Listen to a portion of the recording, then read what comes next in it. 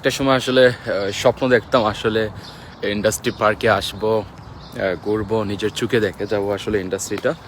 আজকে সেই dream success যেটা বলেন আলহামদুলিল্লাহ পূরণ হয়েছে। এখন বর্তমানে ইন্ডাস্ট্রি পার্কে আমি নিজে একা ঘুরতেছি, খুবই ভালো লাগতেছে। টিএনসির ইন্ডাস্ট্রি পার্ক বিগ বড় ইন্ডাস্ট্রি যে আছে, যেটা আমরা দেখি, মূল ইন্ডাস্ট্রি যেটা আছে দেখতে পাচ্ছি, খুবই ভালো লাগছে আসলে।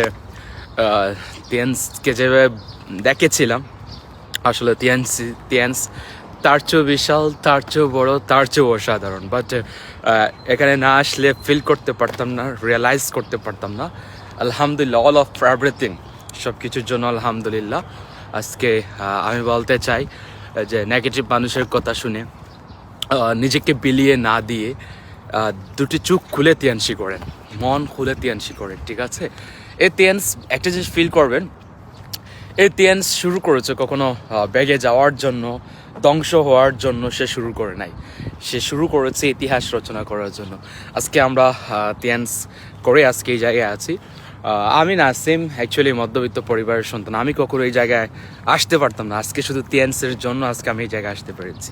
তিয়ানস করে এই জায়গায় আছি, তিয়ানস করে আজকে চায়নায় আছি, তিয়ানস করে আজকে চায়নার মাটিতে আছি। সো আপনি কেন নয়?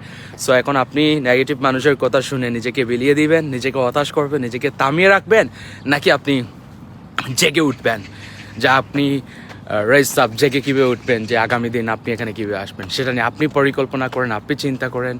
যেই দিন সেই দিন নয়, আবার সামনের দিন কিন্তু আসতেছে। কাজ করেন, সিরিয়াসলি হয়ে ড্রাইভ দিন, ইনশাল্লাহ দেখা হবে।